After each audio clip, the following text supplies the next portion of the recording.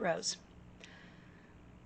There are a lot of different ways to do short rows, and they have names like Japanese short rows and German short rows. As usual in this series, I am attempting to give you a base, fundamental, simple method for doing whatever technique it is. Then you can later build from there. My method of short rows is called wrap and turn, and I'll get into that in a little bit, but it is the one that I learned with, and it's the one that I use the most. It is my go-to method. It is less complicated to me than some of the other methods. But before we get into all of that, what are short rows? Short rows are a method of increasing the fabric internally. We talked about increases before in your knitting and making the fabric wider in different intervals by adding on stitches. So a short row is, like it sounds, it's a row that is short. So you would work across your work, stop at some point and not go to the end, turn around and knit back and purl back the other direction, and then come back and knit either past that shorted stitch or before that shorted stitch, and you would make another short row, and you would do this in intervals and areas that the designer has determined. There are several ways to accomplish this, but basically a short row will add fabric without adding stitches. So in this triangle, you could start with 2 stitches, add on, make 4, add on, make 6 and 8, and so on. Or you could do short rows, and this has 20 stitches that it starts with, adds on this extra fabric, and ends with 20 stitches. Why would you need to do this? This would be for, most commonly, it is found in breast darts in a top or sweater, cardigan, whatever, and toes and heels and socks, and hems for maternity wear or large bellies. And I'm going to draw this out so that you can understand what I'm saying. Bodies are not square. I know. I was surprised to find this out also. But if you have a large bust and you put a straight sweater on, the sweater back is going to fall straight like this. Let me change color so you can see the sweater. So the sweater back will fall straight down like this, but the sweater front, being the same length, is going to come out and around, and then it's going to fall slightly short because it has to go around this curve. The easiest way to tackle this is to put extra fabric in right here on your sweater to make room to go around this curve. On a sock,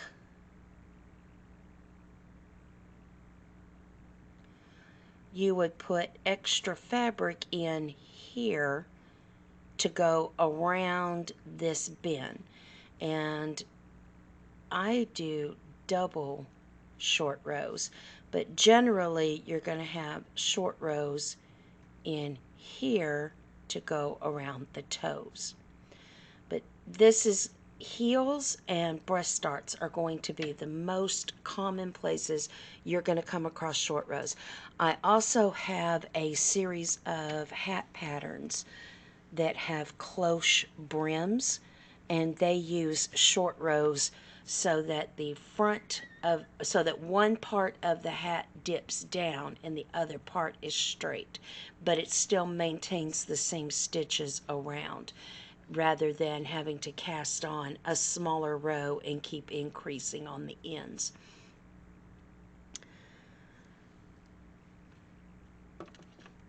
Now, I know that right now it is common for sweaters to have an inverted hemline in the front.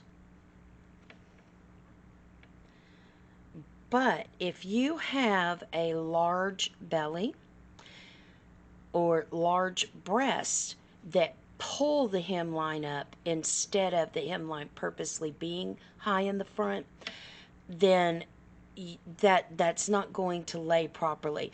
It's going to end up laying out like this and then going down in the back instead of laying around the body and then cutting out. And especially if you have a large abdomen that you may want to not emphasize, or even a maternity belly that you don't want to emphasize, you want to make sure that you go around that curve and that you leave room for a large bust so that everything lays straight like it's supposed to instead of swinging out and stopping short. This means you need extra fabric in the front that you don't need in the back, because when it's said and done and you start doing that side seam from the underarm down to the hem, it needs to be the same on both sides, but you need it longer here to go around those curves, and that is where short rows come in. And this is still in development, but so I didn't take a great deal of care, but this would be the bust darts on a sweater that I'm currently working on. And then I did the same thing down here at the bottom to make a curved hem. And so my front ends up being 6 inches longer than my back, because I needed 6 inches to accommodate my breast and a little bit of a belly. And now when I put this on, the front and the back, it's got a little V here, but the front and the back end in the same spot on my body, because that was the effect that I was going for instead of it being jerked up in the front. Another problem, if you don't accommodate for the breast and make that turn, is that not only will the breast pull up the front of it, but it will also tend to crawl up around the neck, and you'll constantly be pulling your sweater down away from your neckline. So it's better to go ahead and accommodate those curves. Now, those of you who like to do sweaters in the round, the seamless sweaters in the round, already know about this, because you already do short rows at the neck in the back of your sweater so that the back will go around, because our backs aren't straight either. You have a neckline and then you have a little bit of a hump there, and then your back curves in like this. And on one of those circle sweaters, you probably are already familiar with some form of short rows or increases in this area in the back to make it just a little longer than this area in the front, so that your sweater doesn't pull backwards on you constantly trying, or ride up trying to go around that curve. Okay, so now that we've gone over what a short row is, why do you need a short row method? Because you cannot simply stop. Pull this out of the way for a moment. You cannot simply just stop a row and then keep going.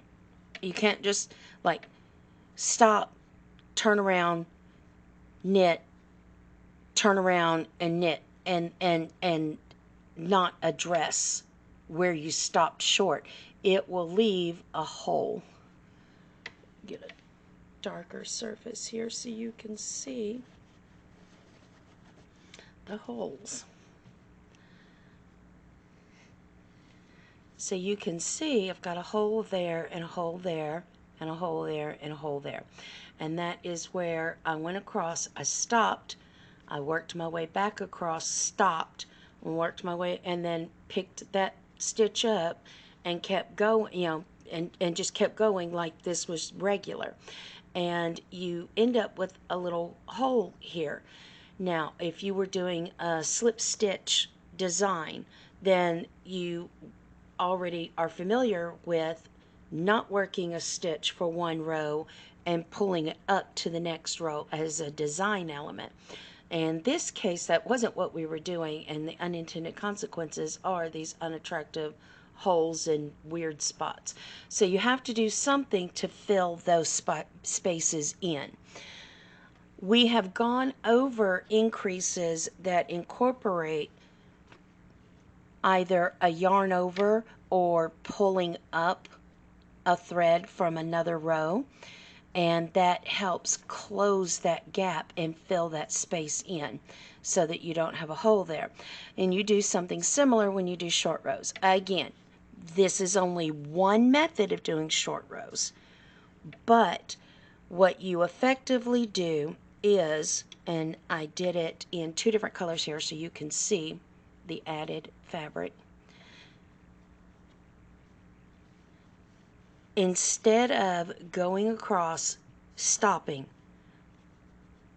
working back the other direction, stopping, working back the other direction, then picking it up like you did nothing different, you wrap yarn around the stitch. And I know that there's an increase that is worked this way, but I don't know what it's called. When you come back and work that stitch, you're going to pick up the yarn at the bottom of the stitch and put it on your needle, and then work this as two stitches being knitted together. Wrap and turn is only done on the knit side. If you want it to look good, it's only done on the knit side. So it becomes really, really handy for someone. If you've watched my other videos, you know that I don't turn my work around if it's something small. I knit across one direction and then I knit back the other direction if it's small, especially on socks. I don't do all of these short rows, turn it around, purl, turn it around, and knit. And out of all of the short row methods I have ever tried, the wrap and turn is the easiest to do backwards because it's only worked on the knit side and not the purl side. And it's easy to work forward or backward. Let me show you. This is, if you leave intervals between your wrapped stitches, your short rows, you'll get less of a point. That first one that I showed you had a really wide area between. Here we go. This one had a really, even though I didn't do the short rows properly, this one had a lot of stitches between, and it's got a very shallow point. This one has less stitches in between, and it's got a pretty sharp point. This one has no stitches in between, and so it's got a really sharp point to it. This is good to know on how pointed your angles will be based on where you put those short rows. And this would be why you're supposed to do so many stitches in between your short rows. Now, I call it a shorted stitch in my patterns, because I know not everybody uses wrap and turn, but for the rest of the video I'm going to refer to it as your wrapped stitch, and that will make it easier to understand what it is I'm doing. So in our example, and this would be why I like wrapped stitches, this already has one shorted stitch right here. And I know that is a shorted stitch because I can see the yarn wrapped around the collar of that stitch. So if I were going to take a few stitches out, and I'm going to do this the way I normally work, back and forth, and then I'm going to show you, I'm going to show you if you work in purls, if you turn your work around and work back the other direction normally. In my next video, I'm going to show you doing this when you're not turning it, so that you're knitting backwards. Okay, so this is all set up. I have knitted across. Now, the pattern designer that you work with is going to tell you whether you're doing your short rows from the inside out or from the outside in. And there is a slight difference in how those are worked, but the principles won't change. So working from the outside in, you get to the stitch that's going to be shorted, and that would be this one. So that's the last stitch I worked. You pull the yarn forward, slip that stitch, put your yarn back, and put that stitch back on the needle. Now all you've done is you have wrapped the yarn around that one stitch. And then you're going to turn your work around to the purl side. You've slipped that short stitch over, and you're just going to purl across to the next stitch that's supposed to be shorted. And I did that on the third stitch in, so let's do the third stitch in just for good measure. Okay, so again, you're going to move your yarn to the other side, slip the stitch, move your yarn back, slip the stitch back, and then turn.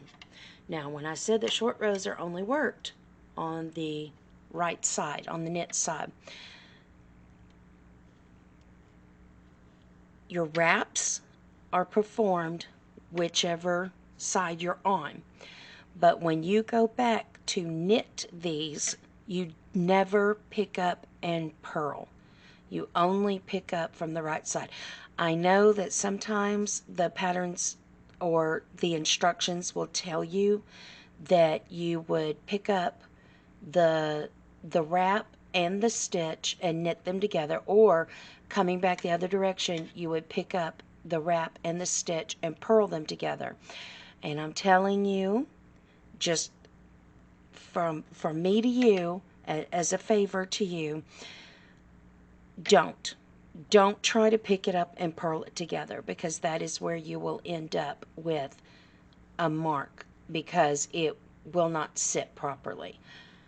So now I have the yarn wrapped around this stitch. I've slipped it back onto this needle. I've turned my work, and now I'm just going to knit across. Now let's say those were the only two stitches that needed to be shortened, that needed to be short. And you're going to work across, and you have now come to your short stitch. And you know it's your short stitch because it's got the yarn around it. It will actually sit a little different. You'll have a little bit of a space between, you can even see, there's a little bit of a gap between this one and the rest of them. To work this stitch, you're going to pick up the collar, put it on your needle, put the stitch on your needle, and then you're going to knit them together. Whichever direction you knit, you're going to knit them together, and you see that just makes one stitch. And then you go ahead and knit across. You turn. Now let's pretend you did that with all your stitches all the way to the end. You've picked them all up and you've knitted them. Now you're going to turn because you still have to work those other stitches. So I'm going to purl all the way back to those other stitches.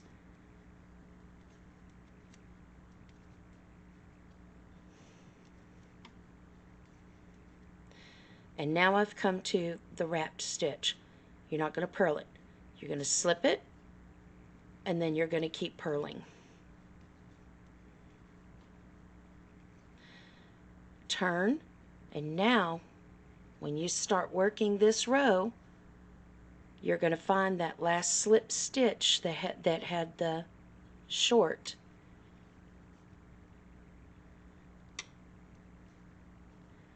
Then you're going to pick up the wrap, put it on the needle, and knit both of those together. Oh, these are not, yeah, there they go. And knit them together, and then keep going. So this is what I meant by they're only worked on the right side, is when you pick up your wrap, you're going to only pick up and knit. You're never going to do it on the back side and pick up and purl. And it is not completely invisible, but the biggest thing is you want to make sure you don't twist any of those. You want to knit it together the direction that it sits, because sometimes the wrap will not sit the same direction as the stitch. So you want to make sure they both turn the same direction and then knit them together in the way that you normally knit, front or back, the way that you normally work that for an untwisted stitch. And that is usually what a lot of people don't like about the wrap and turn, is that you have to make sure that you don't have a twisted stitch, and you have to make sure that you pick up that little collar, that you're paying attention. So the reason I like wrap and turn is, as I said, I can work it forward and backward, because you never do the picking up of the wrap and knitting and purling together. You only do that on the front side. And so I can work back and forth and back and forth and back and forth and back and forth, doing the wrap and turn without having to worry about trying to purl it. I don't have to turn my work. I don't have to try to purl together. Also, because the wraps are there and you can see them, you don't have to have stitch markers, so you're not constantly moving stitch markers. Also, the shorted stitch is the shorted stitch. You don't have to work before it or after it. And remember that if you're on a purl, you have to do before. It makes no difference. They're done the same way, front side, back side. They're done the exact same way every time. You don't have to adjust. If you're doing it this way, you have to skip over and then come back or add one, or they're not confusing. They're exactly the same, front, back, in, out. If you're starting from here and going out, or you're starting from out and going in, if you're doing in the round and then you stop to do your short rows, if you do, it does not matter. They will always be consistent. There's no pattern to remember other than you will not purl together. If you're on the purl side and you have to work past that shorted stitch, you just slip it and keep going, and you'll pick it up when you come back on the right side. That is the only thing you have to remember. Now, when you're doing short rows, I have mentioned this before, you can work from the outside in or the inside out. And what I mean is, let's say you have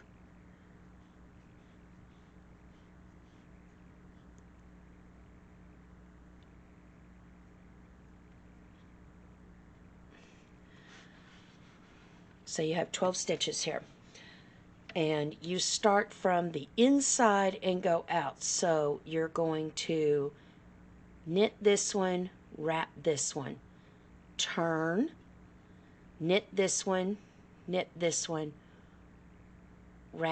one, turn, I'm sorry, that would have been purl, turn, knit, pick up, knit,